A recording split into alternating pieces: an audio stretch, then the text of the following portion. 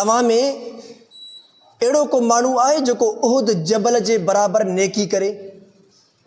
साहबा इकराम हैरान, या रसूल अल्लाह, उहुद पहाड़, उहुद जबल जे बराबर असां नेकी काॾों करे सघंदासीं? या अल्लाह, असां में अहिड़ो को माण्हू न आहे। सन फरमायो त तव्हां में हर हिकिड़ो माण्हू इहो अमल करे सघे थो। या रसूल अल्लाह, कीअं थो करे सघे इहो अमल? उहुद पहाड़ जे बराबर, उहुद जबल, जेके मदीने में जेके बि जबल आहिनि न, सभिनीनि खां वॾो जबल पहाड़ इहो उहुद पहाड़ अथव। हे ॾींहं अहम आहिनि, रातूं अहम आहिनि।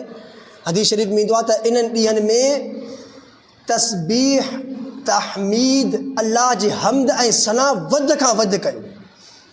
अल्लाह जी तारीफ़, सना, हमद वध खां वधि।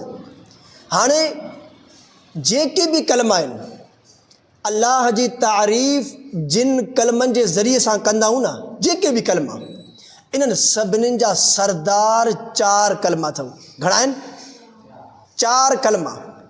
जेके बि कलमा, जिन कलमनि सां अल्लाह जी तारीफ़ कंदा आहियूं, हमद बयानु कंदा आहियूं, सना कंदा आहियूं, इन्हनि 4 कलमनि जा, इन्हनि कलमात जा सरदार 4 कलमा अथव। सुबहान अल्लाह, अल्हम्दुलिल्लाह, अल्लाहु अकबर, ला इलाहा इल्लल्लाह। इहे 4 कलमा कसरत सां असांखे पढ़णा आहिनि। हिकिड़ी रिवायत में ईंदो आहे, रसूलुल्लाह सल्लल्लाहु अलैहि वसल्लम ने फरमायो, तव्हां में अहिड़ो को माण्हू आहे जेको उहुद जबल जे बराबर नेकी करे?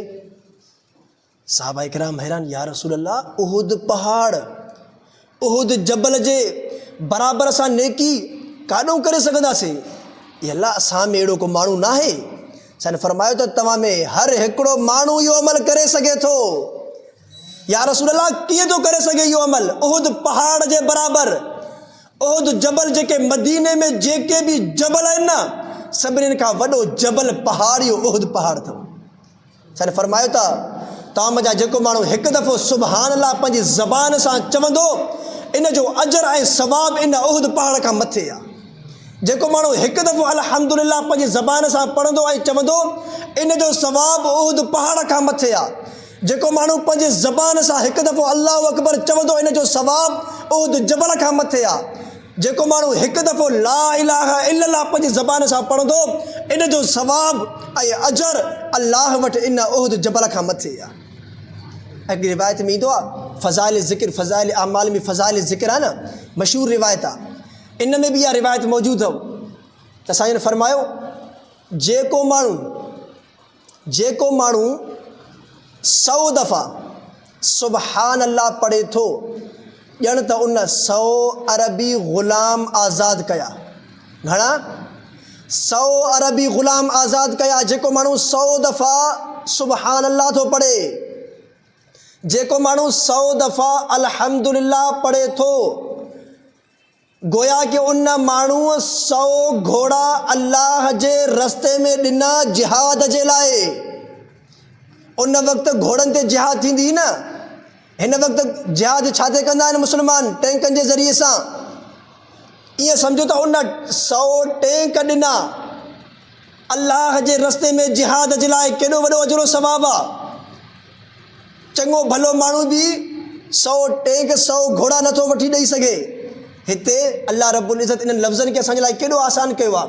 100 दफ़ा अल्हम्दुलिल्लाह पढ़ो, 100 टैंक ॾियण जो सवाबु तव्हांजे आमाल नामे में लिखिजी थो पए। ऐं जेको माण्हू 100 दफ़ा अल्लाहु अकबर पंहिंजी ज़बान सां पढ़ंदो, चवंदो, गोया कि उन माण्हू 100 उठ अल्लाह जे नाले ते क़ुर्बान कया। 100 उठनि जी क़ुर्बानी कई।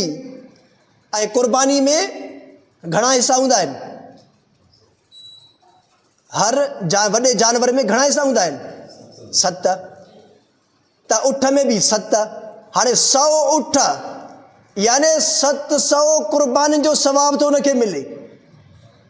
700 क़ुर्बानियूं, ऐं उहे बि क़बूल थियल। सिर्फ़ु 100 दफ़ा अल्लाहु अकबर पंहिंजी ज़बान सां पढ़े। ऐं उठ जी क़ुर्बानी, हिन वक़्तु कोई अहिड़ो माण्हू हूंदो जेको उठ जी क़ुर्बानी करे। ऐं ॿिए नंबर ते जॾहिं उठ जी क़ुर्बानी करे बि न, उन में रियाकारी जो ख़दशो आहे। किथे बि उठ जी क़ुर्बानी थींदी आहे न, मुस्लमान परे परे खां ईंदा ॾिसण जे लाइ। साईं फ़लाणी जॻह ते जेको आहे न उठ जी कुर्बानी पई थिए, ॾिसी था चऊं कुर्बानी उठ जी कीअं थिए थी, एॾो वॾो जानवर।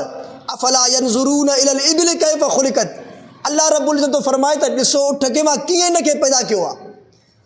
त हो उठ खे बि ॾिसण जे लाइ मुस्लमान ऐं कुर्बानीअ खे ॾिसण जे लाइ, जॾहिं मुस्लमान कुर्बानीअ खे ॾिसण जे लाइ वेंदा उठ जी कुर्बानीअ खे, त दिलि में रियाकारी पैदा थी सघे थी न, ख़दशो त आहे न।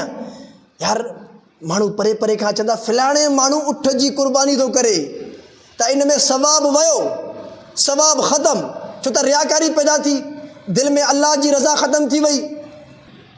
हिते जेको माण्हू अल्लाहु अकबर 100 दफ़ा पढ़े थो, अल्लाह रब्बुल इज़्ज़त उनखे 100 उठ मक़बूल थियल जंहिंजी कुर्बानी क़बूल थी वञे अल्लाह वटि, यानी 700 कुर्बानी जो अल्लाह रब्बुल इज़्ज़त उनखे अजर और सवाब थो अता फरमाई।